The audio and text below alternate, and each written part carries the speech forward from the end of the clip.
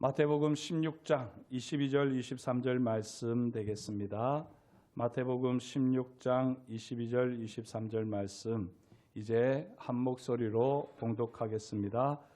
베드로가 예수를 붙들고 항변하여 이르되 주여 그리 마옵소서, 이 일이 결코 주께 미치지 아니하리이다. 예수께서 돌이키시며 베드로에게 이르시되 사탄아, 내 뒤로 물러가라. 너는 나를 넘어지게 하는 자로다. 내가 하나님의 일을 생각하지 아니하고 도리어 사람의 일을 생각하는도다 하시고. 아멘. 이 말씀을 우리가 참고하면서 오늘은 십자가 없는 인기와 성공에 집착하지 말라 하는 이 꼭지를 함께 살펴보도록 하겠습니다. 지금 정서적으로 건강한 제자 이 책을 가지고 우리가 함께 나누고 있는데요. 우리 성도님들 말씀을 들어보니까 정서적으로 건강한 시리즈가 많이 있던데 그것만 보고 책을 구입했다가 엉뚱한 책을 구입했다 이러시는 분들이 많더라고요. 교회도 있고 또 리더도 있고 또 뭐도 있더라, 하여튼 한 대여섯 가지가 있습니다. 있는데 이 정서적으로 건강한 제자가 가장 최근에 나온 책이고 기존에 했던 것들을 시행착오를 거쳐서 이제 잘 다듬은 내용이다라고 그 책 서문에 보면 소개를 하고 있습니다. 그래서 이 정서적으로 건강한 제자라고 하는 책을 보시면 또 함께 나누는 은혜가 더 확실해질 테고요. 또 목사님 하시는 저 말씀은 좀 자료로 내가 꼭 가지고 싶은데 하시는 분들은 책을 구입하시면 좋겠습니다. 자, 오늘은 십자가 없는 인기와 성공에 집착하지 말라는 이 꼭지를 살펴보는데요. 예수님이 사역을 시작하신 이래로 교회와 문화의 관계는 참으로 까다로운 이슈였다라고 스카지로 목사님은 이야기합니다. 실제로 그렇습니다. 이 교회와 문화의 관계는 아주 중요합니다. 정말 중요하고요. 이 리차드 니버 같은 경우에는 교회와 문화의 관계를 이 세 가지 관계로 이렇게 보았거든요. 교회가 문화 아래에 복종하는 관계, 그리고 또는 교회가 문화를 정복하고 지배하는 관계, 그리고 또 하나는 변혁적인 관계. 그래서 교회가 문화 속으로 들어가서 문화를 바꾸는 관계. 어떤 게 가장 좋은 걸까요? 변혁적인 관계가 좋죠. 그래서 이 교회와 문화의 관계는 아주 신학적으로도 중요한 개념인데요. 문제는 이 스카지로 목사님도 소개하고 있지만 이 기독교 중에서도 특별히 이 예수님을 미국화하고 이 미국화된 예수님이 이 전 세계에 널리 퍼져 있다라고 그렇게 그는 이야기를 합니다. 사실 예전에 저도 신학교 다닐 때 들었던 이야기인데요. 리고렌 목사님께서 세들백 교회 리고렌 목사님께서 온누리 교회에 와가지고 이렇게 주 교회 시스템을 보고는 깜짝 놀랐다는 거죠. 아니 어떻게 우리 교회를 이렇게 그대로 흉내를 냈냐. 이거는 잘못하는 거다. 물론 우리 교회가 나름대로 신선한 이 사역을 하고 있지만 그래도 한국에 맞는, 한국도 특별히 서울에 맞는 그런 이 프로그램이고 이 교회 시스템이어야지, 아무리 우리 교회의 이 시스템이 좋다고 해서 그걸 그대로 모방하는 거는 이거는 위험하다라고 하면서 이야기하기도 했고요. 또 호주에 있는 그런 유명한 교회들도 이제 한국에 있는 큰 교회들을 돌아다녀 보면서 너무 우리의 그 겉모습만 보고 흉내내고 있더라. 그 정신, 스피릿은 잊어버리고 그 문화만 가지고 와가지고 문화만 덧입더라. 이렇게 한탄한 적이 많았습니다. 그런데 이 스카지로 목사님도 이야기하시는 대로 참으로 지금 이 미국화된 교회, 이 교회가 사실 전 세계를 휩쓸고 있다라고 해도 틀리지 않습니다. 그리고 이 미국화된 교회의 모습, 기독교의 모습은 무엇이냐? 스카지로 목사님은 베드로의 안락한 제자도다 이렇게 이야기를 하는 거죠. 베드로의 안락한 제자도는 무엇일까요? 그리스도 중심이었지만 십자가 중심은 아니었다는 것입니다. 베드로는 십자가의 예수님에 관하여 궁금해하지 않았습니다. 그래서 베드로는 예수님의 앞을 가로막고 십자가 죽음과 같은 어리석은 소리는 하지도 말라고 베드로가 예수님을 책망했습니다. 나이로 치면은 베드로가 훨씬 나이가 많잖아요. 그러니까 예수님을 향해서 책망을 했습니다. 책망을. 무슨 십자가 죽음이냐. 메시아인데 라고 하면서 책망을 했습니다. 그때 예수님이 뭐라고 하셨죠? 사탄아 내 뒤로 물러가라.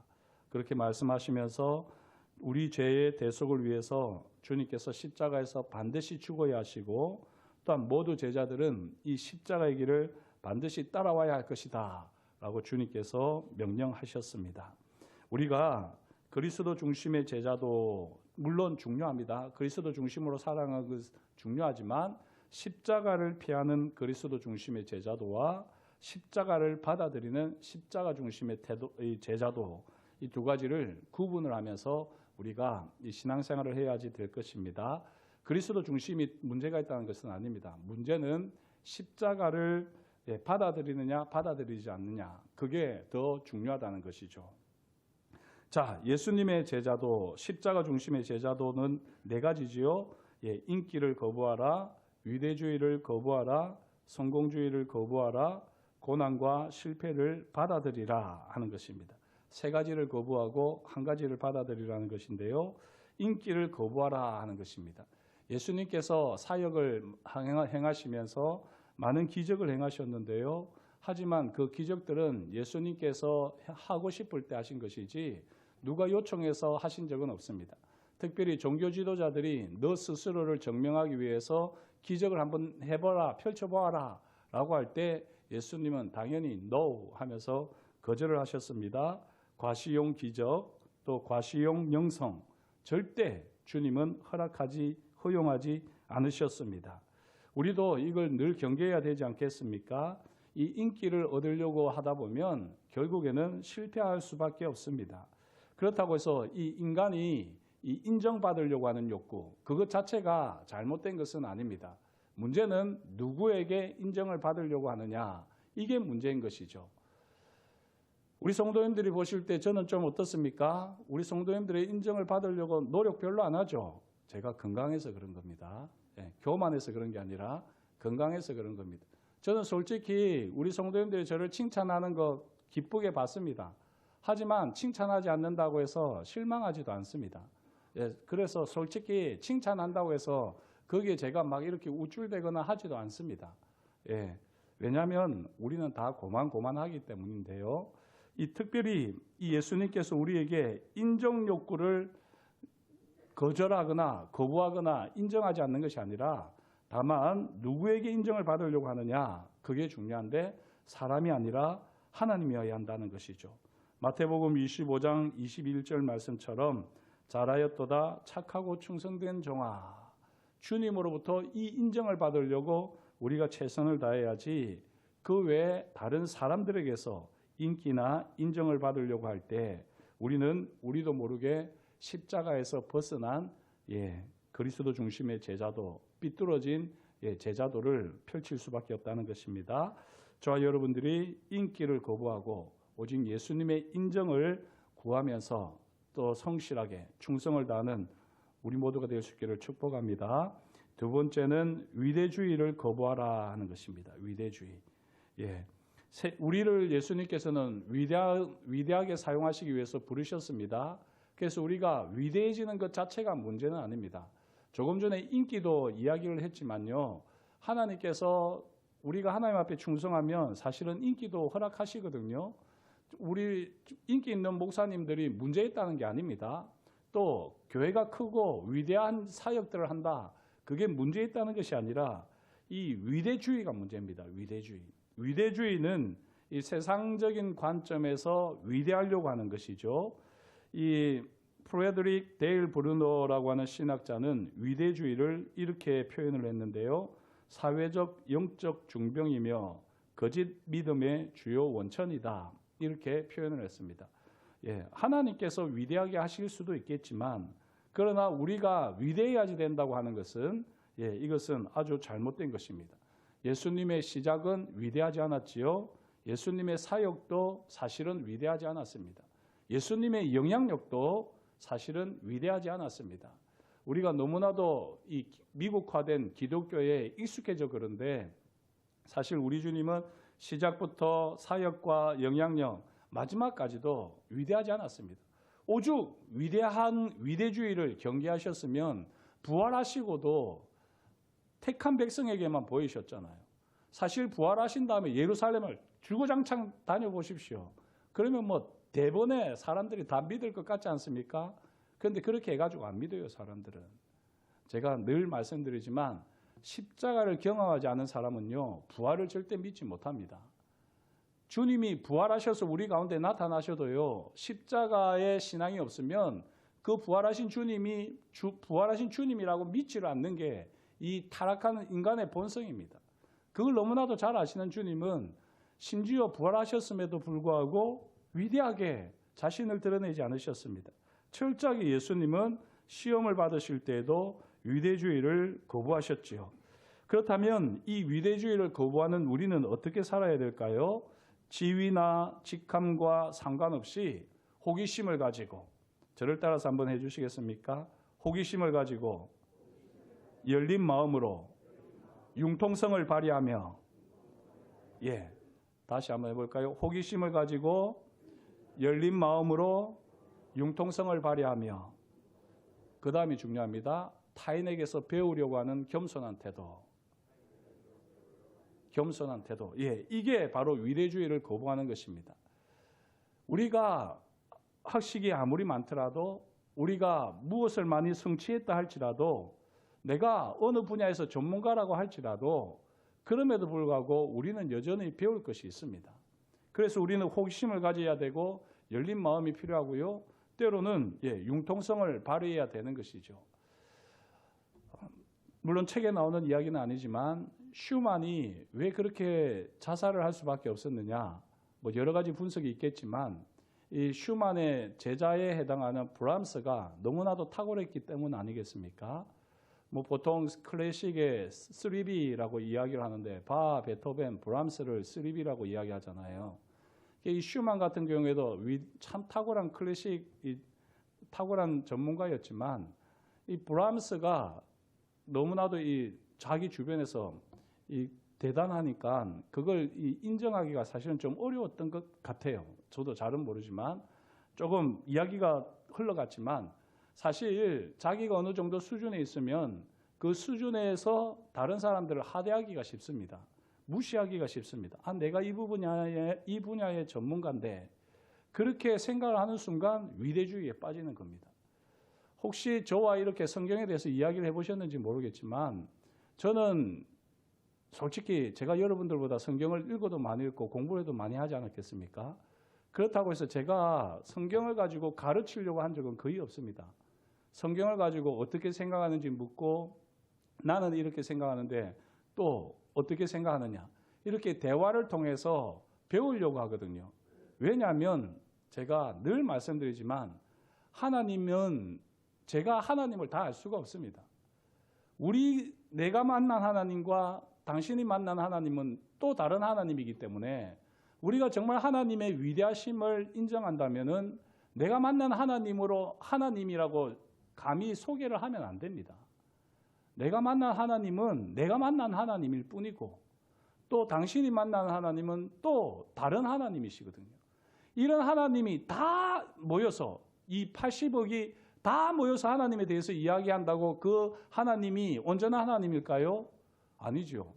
이 6,000년 인류 역사에 그 인구가 다 모여서 각자의 하나님을 이야기해도 그 하나님이 우리 하나님을 다 표현을 하지 못합니다. 그만큼 우리는 겸손해야 되는 겁니다. 열린 마음을 가지고 호기심을 가지고 융통성을 발휘하면서 누구를 만나든지 어린아이를 만나든지 어르신을 만나든지 우리는 늘 열린 마음을 가지고 하나님을 알아가려고 해야지 되는 겁니다. 그때 우리는 이 위대주의에서 온전히 벗어날 수가 있는 것입니다. 저와 여러분들이 어떤 수준에 이르렀든지 늘 호기심과 열린 마음과 융통성을 발휘하면서 타인에게서 배우려고 하는 겸손한 사람이 될 수 있기를 축복합니다. 자, 세 번째, 성공주의를 거부하라 라고 되어 있습니다. 이 성공주의, 성공, 하나님이 허락하시는 성공은 참 귀한 일이죠. 하지만 성공주의는 우리가 경계해야 되는 것입니다. 예수님에 따르면 성공은 하나님이 원하시는 사람이 되어 하나님이 원하시는 일을 하나님의 뜻과 시간표대로 하는 것이다 라고 반복해서 스카지로 목사님은 말씀하시는데요. 그렇죠. 우리가 하나님이 원하시는 사람이 되는 게 진짜 성공 아니겠습니까? 그래서 하나님이 원하시는 일을 하나님의 뜻과 시간대로 그렇게 하는 것이 진짜 성공인 것입니다. 그런데 이걸 베드로는 도대체가 이해할 수가 없었던 것이죠. 예수님은 지금 십자가를 하나님의 시간표대로 그렇게 가고 있는데 베드로는 성공과 십자가가 연결이 안 되는 것입니다. 그래서 예수님의 가는 길을 막았었다가 사탄아 내 뒤로 물러가라 하는 엄청난 책망을 듣기도 한 것입니다. 우리가 생각하는 성공, 그 성공을 내려놓고 세상이 이야기하는 성공을 내려놓고 하나님이 기뻐하시는 성공을 저와 여러분들이 이루어가야 할 줄 믿습니다. 자, 이 스카지로 목사님이 이런 말씀을 하세요. 나이를 막론하고 내가 이야기를 나누어 본 목사들과 교회 리더들 중 적어도 90%는 성공주의에 물들어 있다. 이렇게 이야기합니다. 제가 잘못 봤나 싶었는데 어떻게 이렇게 표현을 할 수 있을까라고 제가 다시 그 부분을 읽었는데요. 90% 대부분의 목회자나 리더들이 성공주의에 물들어 있더라는 것입니다. 그 근거가 무엇이냐? 스스로 실패자요 수준 이하의 제자로 여기고 있다는 거죠. 이걸 아주 우리가 주의 깊게 보셔야 되는 것입니다. 우리가 이 성공주의에 물들어 있으면은 교만할 것 같지만요. 오히려 반대로 더 스스로 실패자로 여기고 수준 이하의 제자로 스스로 무너져 있는 경우가 참 많습니다. 그래서 성공주의가 더 무서운 것이죠. 교회가 숫자가 많아지면 성공입니까? 그렇게 하면은 제가 훌륭한 목사고 탁월한 목사고 성도 숫자가 불지 않으면 제가 능력이 없는 목사입니까? 실패한 목사입니까?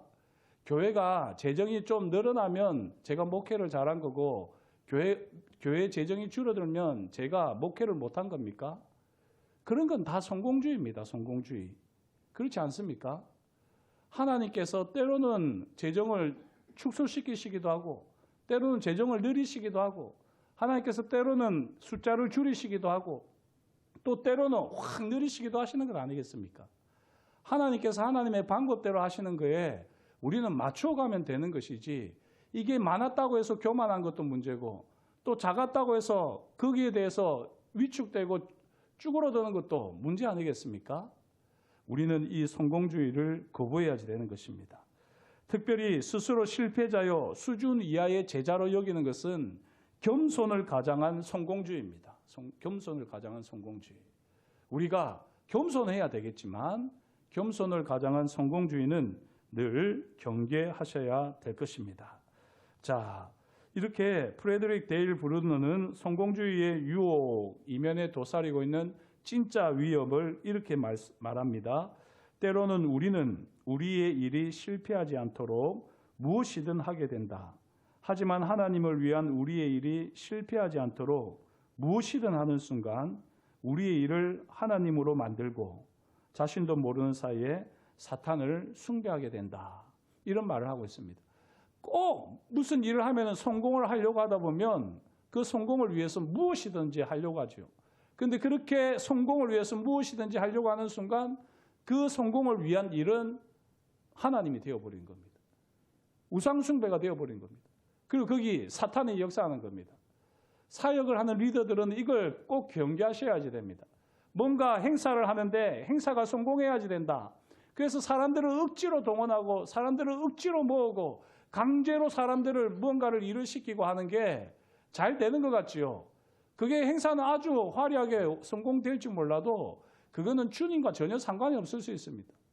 그것으로 인해서 성도들의 마음은 다 무너질 수 있잖아요. 다 쓰러 지쳐질 수 있지 않습니까? 저도 이런 걸 늘 경계하거든요. 그래서 이렇게 특별 새벽 기도에도 하지만 우리 목사님은 영 마케팅을 못해. 좀 동원을 할 줄 모르는 것 같아. 제가 몰라서 그럴까요? 저 경영학 전공했습니다. 마케팅 저 압니다. 하지만 그런 식으로 목회를 하면 안 된다는 것을 알기 때문에 그런 것입니다. 사람들의 마음을 이리저리 휘둘러가지고 교회를 목회를 하려고 하면 물론 그게 교회를 크게는 할 줄 몰라도 남들 보기에는 성공적일 줄 몰라도 그게 전혀 하나님이 기뻐하시는 성공은 아닌 것입니다. 진짜 무기력할 정도로 무능력할 정도로 그냥 기도만 하는 겁니다. 신년 특별 새벽 기도회인데 우리 성도님들 제발 좀 많이 오게 해주십시오. 여러분들이 볼 때는 조용히 있는 것 같지만 저는 하나님 앞에서 막 기도하는 겁니다. 우리 찬양팀이 찬양을 잘 준비하게 해주시고 기름 부음이 있게 해주시고 그렇게 기도하는 겁니다. 우리 성도님들이 이 2024년을 열어가면서 정말 이 책을 통해서 다시 한번 남은 삶을 하나님 앞에서 건강하게 그렇게 하나님이 기뻐하시는 삶을 살아낼 수 있는 계기가 될 수 있도록 하나님 꼭 하나님께서 만지고 싶은 분들은 꼭 오게 해주십시오. 다른 사단의 방해로 인해서 방해받지 않도록 이 오지 못하는 일이 없도록 꼭 역사해 주십시오. 그렇게 애타는 마음으로 기도는 하지만 이렇게 뭐 유창하게 또 사람들에게 감동과 관심을 불러일으키면서 그런 걸 좀 잘 못합니다. 저도 너무 이런 걸 경계하다 보니까 저도 잘 못하는데 어쩌면 이것도 성공주의의 늪에 빠져 있는 건지도 모르겠습니다. 저도 저를 위해서도 늘 기도해 주시면 감사하겠습니다. 자, 이 세 가지를 이야기했는데요. 우리가 이 십자가 없는 인기와 성공에 집착하지 않기 위해서 경계해야 하는 첫 번째는 인기를 거부하고 위대주의를 거부하고 성공주의를 거부하고 그리고 마지막 하나는 무엇이죠? 고난과 실패를 받아들이라 하는 것입니다. 고난과 실패를 받아들이라.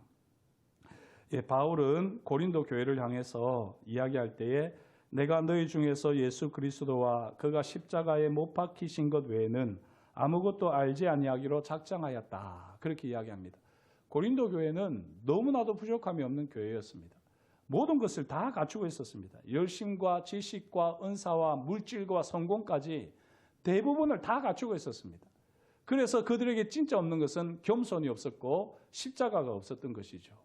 그래서 바울은 고린도 교회를 향해서 나는 예수 그리스도와 십자가 외에는 다른 것을 알지 않기로 아무것도 자랑하지 않기로 작정을 했다라고 말을 하는 것입니다. 갈라디아 교회를 향해서도 바울은 비슷한 고백을 했지요. 내게는 우리 주 예수 그리스도의 십자가 외에 결코 자랑할 것이 없으니 그리스도로 말미암아 세상이 나를 대하여 십자가에 못 박히고 내가 또한 세상을 대하여 그러하니라. 이 바울이 자랑하는 십자가가 무엇일까요? 그 십자가는 바로 고난과 실패입니다. 바울도 얼마나 똑똑한 사람이었습니까? 얼마나 그가 철학적으로나 신학적으로나 심지어는 뭐 이 사회적인 영향력으로 해도 뭐 하나 모자라지 않습니다. 그러나 고린도 교회 가가지고는 저 바울 생각보다 소문보다 참 말을 못하네. 능력이 뭐 많다고 그러더니 뭐 능력을 하나도 못 행사하네, 못 나타내네. 이러면서 고린도 교회가 바울에 대해서 실망을 했어요. 그리고 별 볼 일 없는 그런 사역자로 여겼더랬습니다. 그런 실패, 그런 고난을 바울은 마다하지 않았던 것이죠. 왜냐하면 약할 때 강함이 되시는 하나님을 알고 계셨기 때문입니다. 저와 여러분들도 정말 이 주님이 기뻐하시는 십자가 중심의 제자들을 가지려고 하면 고난과 실패를 받아들일 줄 알아야지 됩니다. 그리고 이 고난과 실패를 받아들이는 사람은 세 가지 특징이 나온다고 스카지로 목사님은 이야기하는데요. 저를 따라서 해주십시오. 예수님 안에서 쉬라. 이것이 첫 번째고요. 두 번째, 예수님을 위해 초연하라. 초연하라. 초연하라는 말은 어떤 위급한 일이 있는데도 불구하고 그 위급한 상황에 마음을 빼앗기지 않고 오히려 강 건너 불 보듯 하듯이 그렇게 자기 상황을 그대로 이어갈 수 있는 걸 말하지 않습니까? 이 책에서는 초연은 사사로움에 얽매이지 않는 판사의 냉정함을 말하는 것이 아니다. 이 초연의 동기는 예수님과 함께함이다 라고 되어 있습니다. 우리가 고난과 실패를 당할 때에 그때에 우리는 그냥 예수님 안에 내려놓으면 됩니다. 예수님께서 그냥 예수님만을 의지하라고 지금 나에게 이렇게 고난을 실패를 허락하셨나 보다. 그래, 그냥 이 상황 그대로 내가 주님의 품 안에서 쉬자. 그리고 주님과 함께하게 될 때 초연할 수 있는 것이거든요. 바울은 이런 초연함을 가지고 있었습니다. 독일의 유명한 신학자이자 수사였던 마이스트 에크하르트, 이 무의 영성에 아주 탁월한 분이었는데요. 이 마이스트 에크하르트가 이런 말을 했습니다. 창조된 것들을 다 비운 곳에는 하나님이 충만하지만 창조된 것들로 가득한 곳에는 하나님이 없다. 이 무의 영성의 완전 핵심이라고 할 수 있는데요. 우리가 이 세상의 것들로 가득하면 거기에는 하나님이 있을 수가 없는 겁니다. 자주 들었던 말 아닙니까? 그래서 우리가 어떤 고난과 실패를 경험하게 될 때 그때는 하나님이 나를 다 비우게 하시고 하나님으로 채우려고 하시는구나. 그렇게 하나님을 바라보게 되면 우리는 초연할 수 있습니다. 그리고 그 하나님이 채워지면서 나는 소리, 하나님의 음성을 듣는 것이죠. 그게 세 번째, 예수님께 귀를 기울이라입니다. 저와 여러분들이 실패와 고난을 받아들이는 방법, 첫 번째, 예수님 안에 서시라. 두 번째, 예수님을 위해 초연하라. 세 번째, 예수님께 귀를 기울이라. 이 예수님께 귀를 기울이는 것은 경청 기술인데요. 이 경청의 기술은 오늘날 이 현대인들에게도 아주 유용하고 필요한 기술로 되어 있지 않습니까? 초대교회 이후에 500년의 교회 역사를 보게 되면 이런 이 경청의 기술을 분별력이라 이렇게 표현을 했습니다. 분별력은 하나님이 펼치실 일을 기도와 기대로 기다리는 것이다. 이렇게 표현을 하고 있습니다. 분별력은 이걸 잘했다 못했다 이런 걸 따지는 게 분별력이 아니라 하나님이 펼치실 일을 기도와 기대로 기다리는 것으로부터 분별력이 시작되는 것입니다. 분별력은 자신이 개입해봐야 일을 더 복잡하게 만들 뿐임을 인정하고 겸손히 하나님께 모든 것을 맡기고 뒤로 물러날 줄 아는 것이 분별력이라고 하는 것이죠. 이게 다 일맥상통하지 않습니까? 이 분별력을 키우도록 하나님께서 우리에게 고난과 실패를 허락하셨구나. 그리고는 주님께 귀 기울이면서 주님께 모든 걸 맡기고 그렇게 주님 앞에서 주님과 함께 상황을 초연하게 될 때 우리는 이 십자가 중심의 제자도를 온전히 실천하는 제자의 삶을 살아나게 될 것입니다. 이 2024년 한 해 동안 참으로 십자가 중심의 제자도를 잘 발전시켜 나가는 저와 여러분이 될 수 있기를 축복합니다. 그러기 위해서 예수님 안에서 쉬고 예수님을 위해 초연하고 예수님께 귀 기울이는 그런 복된 삶이 되시기를 다시 한번 축복합니다. 기도하겠습니다. 하나님 아버지, 주님께서 오늘도 저희에게 말씀하여 주시니 감사합니다. 우리의 삶을 돌아볼 때 우리도 모르게 문화로 접하게 되는 기독교가 있습니다. 미국화된 기독교가 하나님 우리의 생각과 우리의 삶을 좌지우지할 때가 참 많았습니다. 이제 다시 한번 이 책을 통하여 주님이 우리에게 말씀하시는 대로 십자가 중심의 제자도를 하나님 우리가 온전히 따라가기를 소망하오니 하나님 우리 가운데 있는 모든 성공주의를 거부하게 하시고 위대주의를 거부하게 하시고 또한 우리에게 있는 인기주의를 거부하게 하여 주옵소서. 그리고 오직 고난과 실패를 받아들이는 가운데에 주님과 함께 동행하고 주님을 위해 초연하고 주님께 온전히 귀 기울이는 삶이 되어질 수 있도록 우리 가운데 역사하여 주옵소서. 그렇게 주님과 늘 동행하는 복된 삶이 되게 하실 것을 인하여 감사를 드리며 예수님의 이름으로 기도드립니다. 아멘.